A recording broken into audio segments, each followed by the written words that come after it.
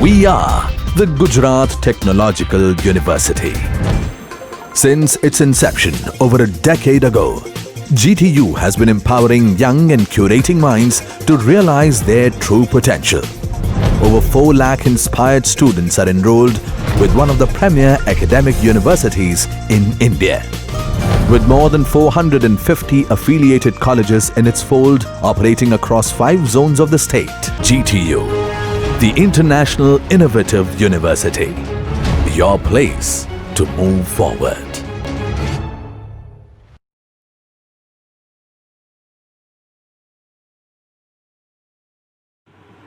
Hello dear students, myself Jenish Mstry from SNPIT and RC UMRAKH.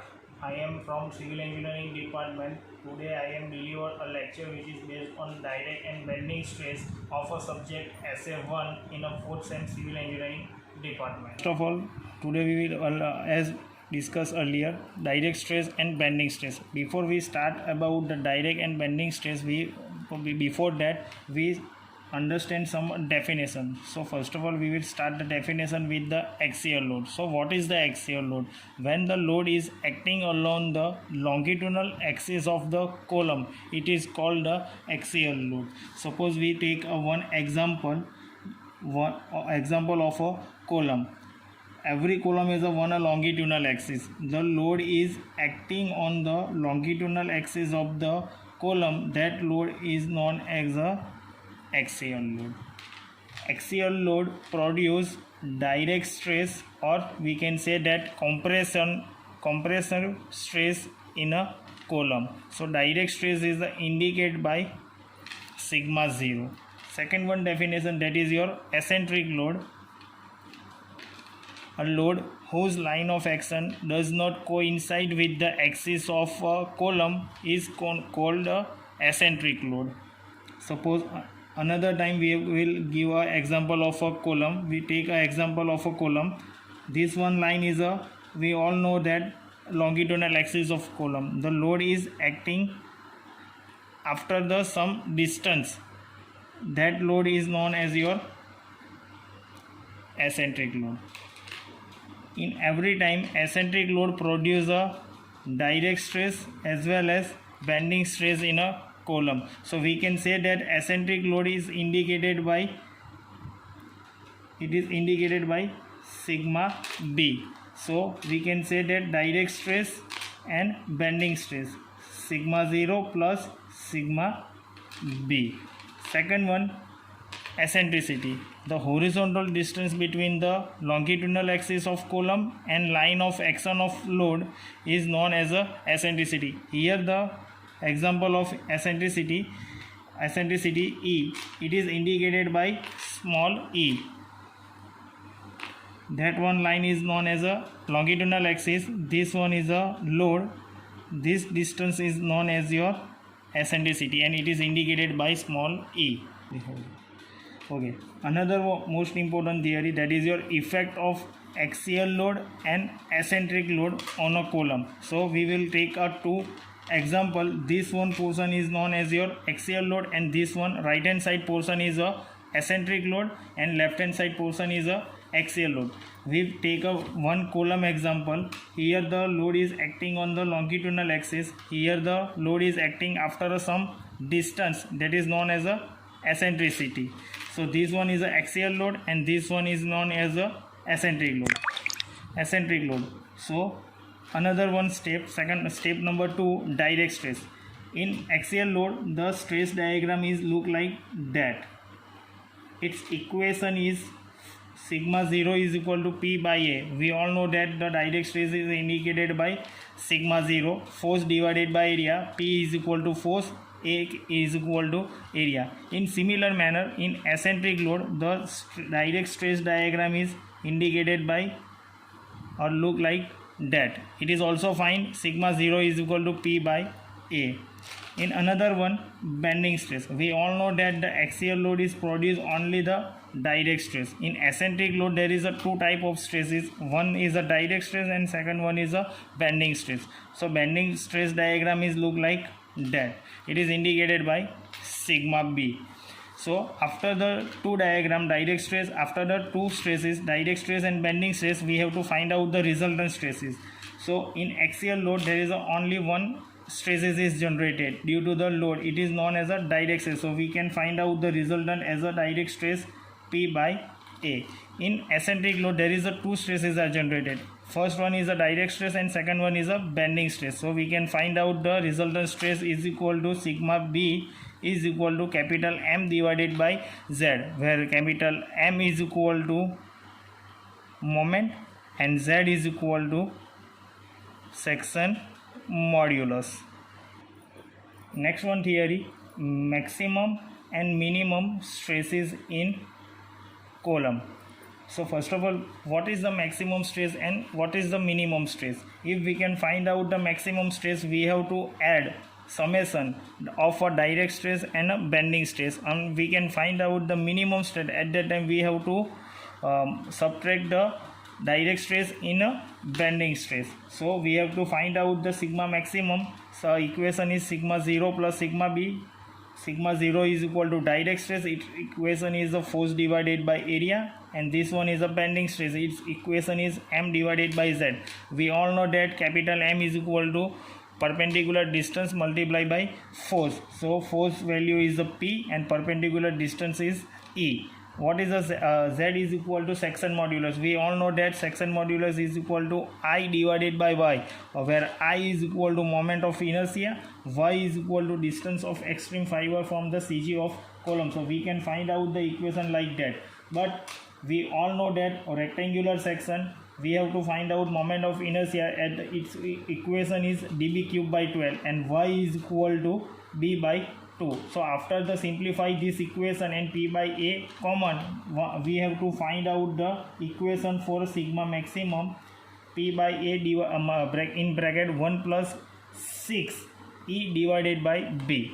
Similar manner, but the thing is difference. We here the sigma maximum there is a plus minus sign, and in sigma minimum there is a negative sign. So both the equation are same and derivation is also same, but the changes is plus and minus. Here in sigma maximum, P by A in bracket 1 plus 6 multiplied by E divided by B, and in sigma minimum P divided by A in bracket 1 minus 6 E divided by B, where sigma 0 is equal to direct stress, sigma B is equal to bending stress, M is equal to moment, which is already told force into perpendicular distance, E is equal to eccentricity, Z is equal to section modulus, which is all know that I divided by Y, where I is equal to moment of inertia and Y is equal to distance of extreme fiber from CG of column.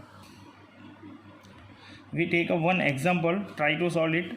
A problem statement is like that: a rectangular column of a size 500 mm by 250 mm carries an eccentric load of 100 kilonewton. That means we have to load is a given, that is your 100 kilonewton on the axis bisecting the thickness at 150 mm. That means the thickness of 150 mm from the centroidal axis. Find maximum and minimum stresses and draw the stress diagram. So we have to find out the three things. First of all is a sigma maximum, second one thing is a minimum stresses, that means sigma minimum, and draw the stress distribution diagram. So solve it. So first of all, in a problem statement we have to given a load that is 100 kilonewton. So we will convert into the newton. So 100 multiplied by 10⁻³ newton. Here in problem statement there is a thickness of 150 mm from the centroidal axis. That means the eccentricity value is 150 mm. So we have to find out the section modulus I divided by Y, where I is equal to moment of inertia, Y is equal to B divided by 2. So how we can find out the moment of inertia? There is a equation dB cube by 12. Here the column dimension is, try to draw the figure. First of all, here the dimension of column is given 500 in a x direction and 250 mm, that means y direction. This one is a longitudinal axis, this one is a biaxial axis. Here is the load is acting, here the eccentricity. So this one is distance is given in a problem statement, that means 150 mm. So we can find out the section modulus db cube by 12. We can find out the I, and what about the y?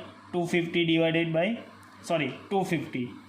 Okay, so we can find out the value of section modulus, that is 10.41 multiplied by 10 raised to 6 mm raised to 3.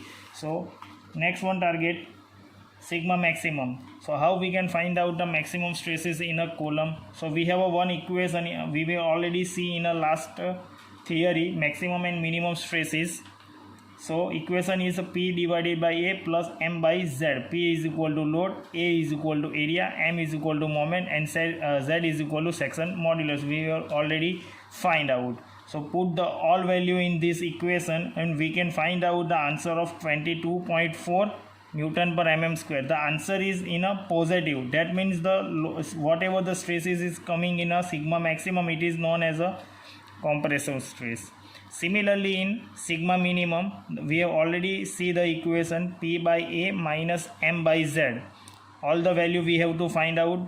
Just simplify and put the value and simplify the equation. We will get the answer of minus 6.4 Newton per mm square. So here the sign is come for negative, so that the stresses is in a tension manner. So in last, we have to draw the stress distribution diagram. So this one is a baseline. If the answer is a negative, then we will here the sigma minimum stresses and here is the sigma maximum stresses. Both the point we have to connect it. Here the maximum point and here the minimum point. In some cases we cannot identify whether it is a maximum or whether it is a minimum. So go with the original figure. Before we started the solution of a numerical, the load is acting in this phase. So this one phase is a maximum stress and this one is a minimum phase. So always in that problem, the load is acting in that portion, the maximum stresses is generated in that line, and this one is a portion is minimum. Try to solve another numerical, which is a shape in a circular column. A circular column of 450 mm in diameter, that means the diameter D is equal to 450 mm, carries a load of 600 kilonewton. That means load P is equal to 600 kilonewton and eccentricity of 100 mm. Calculate the maximum and minimum stresses for the column. So try to solve it. P is equal to 600 kilonewton. We have to convert into Newton. 600 into 10 raised to 3 into Newton. E is equal to 100 mm. Z is equal to I by Y, which is already known. Z is equal to section modulus. I is equal to moment of inertia. Y is equal to center to distance. In a circular section, what is the value of section modulus of moment of inertia I? The equation is pi by 64 into d raised to 4 and Y is equal to 450 divided by 2. So we can find out the answer of section modulus 8.94 multiplied by 10 raised to 6 mm raised to 3. Another value A, area of a circular column. So we know the equation of circular section to find out the area, pi by 4 into d square. So we can find out the column area. So we have to find out two things, sigma maximum and sigma minimum. We know the equation for a sigma maximum, P by A plus M by Z. We find out all the value of this equation. P is equal to 600 into 10 raised to 3. A is equal to 159043.13 mm raised to square. M is equal to load 600 into 10 raised to 3 multiplied by 100 divided by Z. The value is 8.94 into 10 raised to 6 mm raised to 3. We have to just divide and multiply. We have to answer for a sigma maximum 10.476 Newton per mm square, and for sigma minimum, try to solve another numerical. A circular column of diameter D is subjected to a load of 200 kilonewton. That means P is equal to 200 kilonewton is given. The diameter D is an eccentricity of 0.3 into D. That means small e is equal to 0.3 into D. if the maximum stress at the base of the column is limited to 50 Newton per mm square, that means the which stress is given, sigma maximum. So sigma maximum is equal to 50 Newton per mm square. So find out the diameter of the column. So try to solve it. P is equal to 200 kilonewton, E is equal to 0.3 into D, sigma maximum is equal to 50 Newton per mm square. We have to find out small d, that means diameter of column. So this thing is given in a problem statement. So on the basis of this thing, we have to find out first of all section modulus. Section modulus. So what is the equation to find out the section modulus of a column? It is indicated by capital Z. Z is equal to I by Y, where I is equal to moment of inertia and Y is equal to center to nearest edges distance. So what is the equation of moment of inertia for a circular section? Because the column is in a circular shape, so we have to use the moment of inertia for a circular section. So what is the equation? I is equal to pi by 64 into d raised to 4 and y is equal to d by 2. So simplify the equation, so we can get the value z is equal to pi by 32 into d raised to cube. So we just put the value of pi, that is 3.14 divided by 32, we get the find the value of z 0.0981 into d cube. On the basis of above value, we can find out capital A. This is the circular area of circular column. So it is the equation of pi by 4 into d square. So we have just put the value of pi, that is 3.14 divided by 4. We can find out the answer of circular column, that is 0.785 into d square. So on the problem statement, we can given a value of sigma maximum. So we can use the equation of sigma maximum, which is we all know that P by A plus M by Z, where P is equal to load, A is equal to area, M is equal to moment and Z is equal to section modulus. In problem statement, sigma maximum value is given 15 Newton per mm square. P is equal to 200 kilonewton. We have to convert into Newton, so we have to write 200 into 10 raised to 3 divided by area. We already find out 0.785 d square. Here M, that we all know that M is equal to force into perpendicular distance. So what is the value of force? That is 200 into 10 raised to 3 and multiply by distance. That means E, eccentricity, that is the value is given in a problem statement, that is 0.3 into D divided by section modulus. We can find out the value of section modulus 0.0981 d cube. So here another step, 50 as it is as a common, here we just simplify and getting the answer 254.77 divided by d square, plus here the d square, d is cancel out, so bottom d square is raised, so 611,620.80 divided by d square. We have to d square is equal to 1 divided by 50, summation of this one thing and summation of this one thing. We can find out the, and divided by 50, we find out that d square is equal to 17327.96. So we just square root of this value, we can find out the diameter of circular column, that is 131.63 mm. You enjoy and understand all the thing which is related to our study. Best of luck. Stay home, stay safe.